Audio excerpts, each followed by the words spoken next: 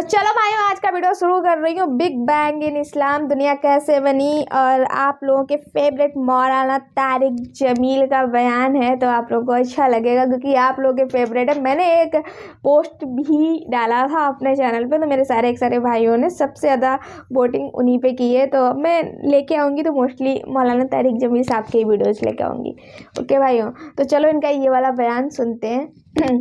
तो आज का वीडियो शुरू करने से पहले आप सभी को शुभा की राम राम, सत श्री अकाल, अस्सलाम वालेकुम। मेरे सारे के सारे भाई अच्छे होंगे और प्लीज़ प्लीज़ प्लीज़ अपनी बहन को सपोर्ट करिए, प्लीज़ प्लीज़। मैं सोचती हूँ कि मेरे भाई मेरा सपोर्ट तो कर रहे हैं पर बहुत स्लो कर रहे हैं। सभी लोग बहुत आगे हैं मेरे भाई, और आपकी बहन बहुत पीछे है। कभी फर्श पर, कभी उनके दर, कभी दर बदर, गमे आशिकी तेरा शुक्रिया मैं कहाँ कहाँ से गुजर गया।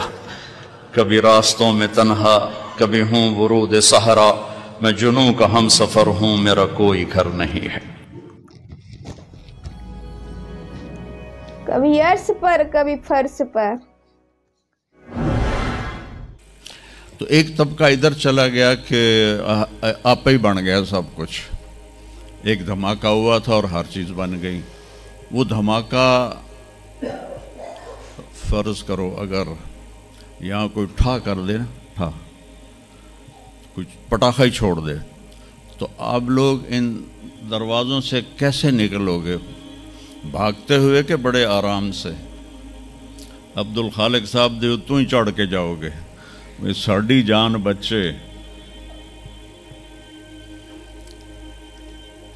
और अगर मैं यूं कहूं कि गंदम का ढेर पड़ा था, उसमें धमाका हुआ और गंदम उड़ती हुई बोरियों में जाके फिक्स हो गई और बोरियां सिल गईं और ट्रक पे चढ़ गईं और मंडी में जाके बिक गईं, तो तुझे दो जुतियां मार के मैंने बाहर काट देना।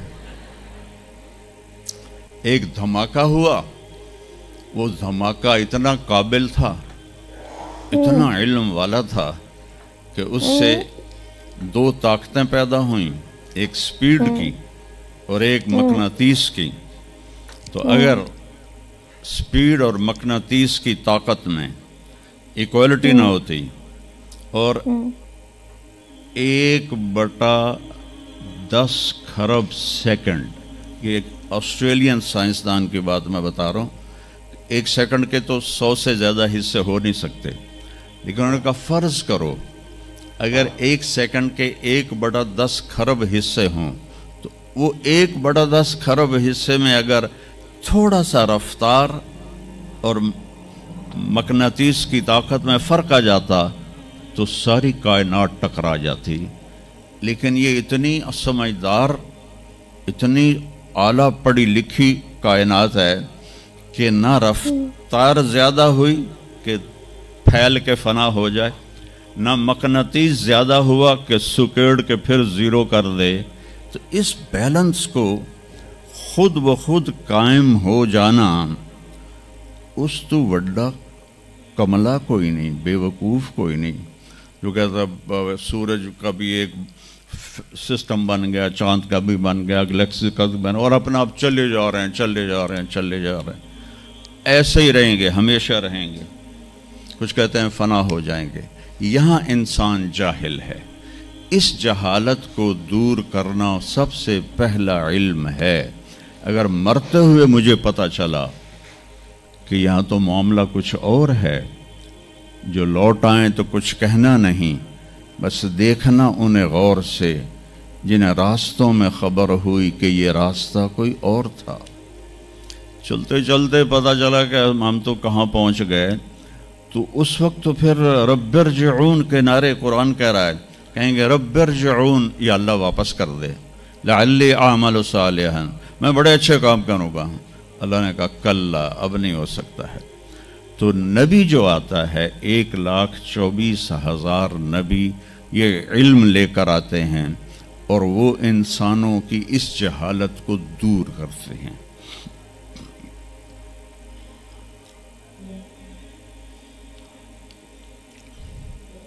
सबसे आखिर में अल्लाह ताला ने जनाब रसूलुल्लाह सल्लल्लाहु ताला अलैहि वसल्लम को पैदा किया उनकी ज़िंदगी को क़यामत तक के लिए नमूना बनाना था। क़यामत तक के लिए वो नबी बन के आए हैं। लिकुल्ल कौमिन हाद, हर कौम में नबी आते थे, लेकिन हमारे नबी के बारे में अल्लाह ने कहा वमा अरसलनाका इल्ला काफ़तल लिन्नास बशीरों व नज़ीरा, हमने आपको पूरी दुनिया के इंसानों के लिए भेजा है।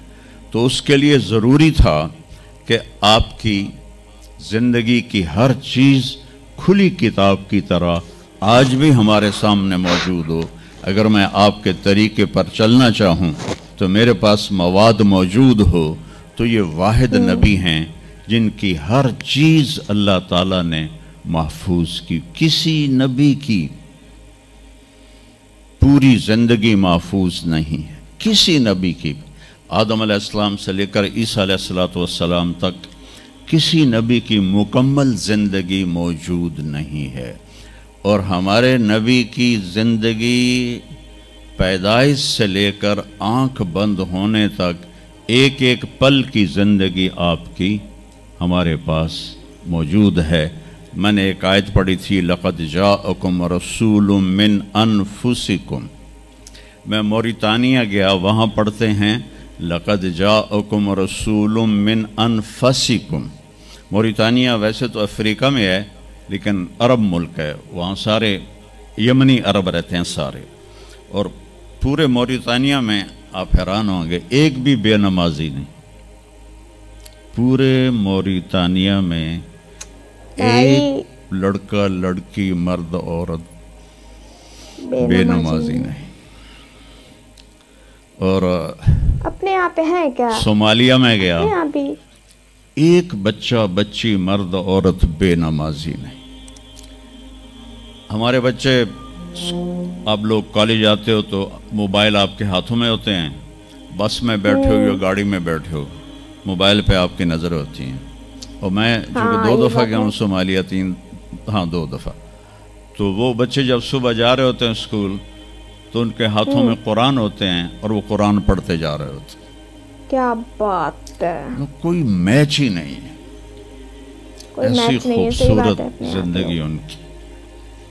सही बात। तो आदम से ईसा अलैहिस्सलाम तक किसी नबी की मुकम्मल 25 नबियों के नाम कुरान में है। 25 आए तो 1,24,000 है। 1,24,000 में 5 नबी सबसे बड़े हैं, नूह अलैहिस्सलाम, इब्राहीम अलैहिस्सलाम, मूसा अलैहिस्सलाम, ईसा अलैहिस्सलाम और मोहम्मद अलैहिस्सलाम।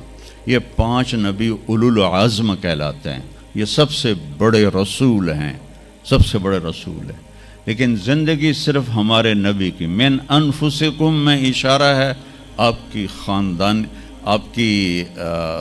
ख़ानदानी वजाहत की तरफ, कि आप बनु हाशिम से हैं, जो सबसे आली ख़ानदान है, और आपका नसब आदम अलैहिस्सलाम तक महफूज है, बेदाग नसब है। आपने फरमाया मैं अपने बाप, जितने भी मेरे पीछे बाप हैं, किसी मेरे बाप से ज़िना साबित नहीं है, मेरे किसी बाप ने ज़िना नहीं किया है। ये नस्ल की हिफाजत का निज़ाम चलाया। कभी अर्श पर, कभी फर्श पर, कभी उनके दर, कभी दर बदर, गमे आशिकी तेरा शुक्रिया मैं कहाँ कहाँ से गुजर गया। कभी रास्तों में तन्हा, कभी हूँ वरूद सहरा, मैं जुनूं का हम सफ़र हूँ, मेरा कोई घर नहीं है। सुपर सुपर सुपर, बहुत अच्छी, सच में बहुत अच्छी लगी ये वीडियो मुझे तो। आप लोग बताइएगा कैसी लगी आप लोग वीडियो। देखिएगा, ये जो भाई ने मौलाना साहब ने बताया है ना कि वहाँ के बच्चे और यहाँ की तालीम, ये सब तालीम का असर होता है ना। अब वहाँ पे उनको तालीम दी जाती है कि अपना पूरा फोकस ना इन चीज़ों पे नहीं, अपने धर्म पे करो, ठीक है ना। लेकिन अपने यहाँ क्या तालीम दी जाती है? अगर अपने यहाँ तालीम दी भी जाती है ना, तो बच्चे इग्नोर कर देते हैं मेरे भाई, सच्ची बता रहे हैं। पहले वाले ज़माने थे तब इग्नोर नहीं करते थे, तब थोड़ा बहुत ध्यान भी देते थे। लेकिन मेरे भाई अब का जो नया वाला ज़माना चल रहा है ना, इसमें शायद मुझे तो नहीं लगता कि पहले जैसा होगा। अब तो बहुत कम मात्रा में रह गए हैं लोग कि काफ़ी ज़्यादा फोकस करना, है ना। लेकिन अब तो मोबाइल क्या चल गए हैं मेरे भाई, इंसान मोबाइल पे ज़्यादा फोकस करता है और दूसरा में मोबाइल के बाद में उसका सेकंड फोकस होता है पैसा कमाना। किसी भी तरीके से मुझे पैसा कमाना है, कुछ भी हो जाए, फिर चाहे वो धर्म कोई भी हो, किसी भी धर्म का बंदा बंदी कोई भी हो मेरे भाई। हर इंसान सुबह उठता है, रात में सोता है। और तीसरा एक ये बीच में और आ गया है, आशिकी, ये भी आ गई है। लड़कियां थोड़ा बड़े हो जाते हैं ना, तो वो एक आशिकी वाले जाल में फंस जाते हैं, फिर उनका पूरा का पूरा टाइम उसी में जाता है। कुछ साल बाद वहाँ से ब्रेकअप धोखा मिलता है, वहाँ से उनका वो चला गया सिस्टम, ठीक है ना। क्योंकि ये आशिकी का जाल है, बहुत ख़राब है।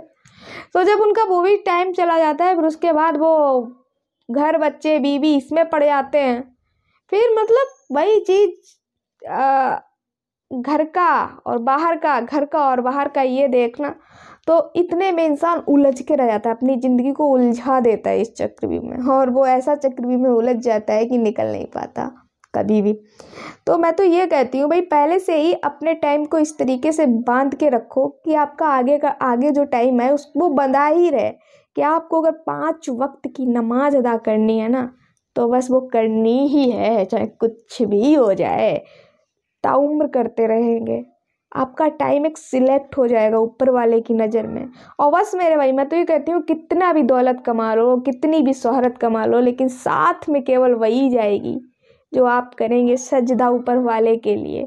बहुत इजी है, साथ वही जाएगा, और आपने जो भी बुरे कर्म किए होंगे, जो भी गलत कार्य किए होंगे, वो भी वही माफ़ी दिला सकता है। तो ये, तो चलो आज का वीडियो बताइएगा कैसा लगा। आप लोगों के फेवरेट मौलाना साहब का मैं वीडियो लेके आई थी, इसलिए शायद आप लोगों को अच्छा तो लगा ही होगा, मैं तो जानती हूँ। तो अच्छे कमेंट करिएगा, बढ़िया और लाइक कर दीजिएगा वीडियो को। चैनल पे अगर नए आ गए तो चैनल को प्लीज़ सब्सक्राइब करके ही जाइएगा, ऐसे नहीं जाइएगा। मिलती हूँ मैं किसी नेक्स्ट वीडियो से, आपने तब तक के लिए अपना ध्यान रखिए। अल्लाह हाफिज़।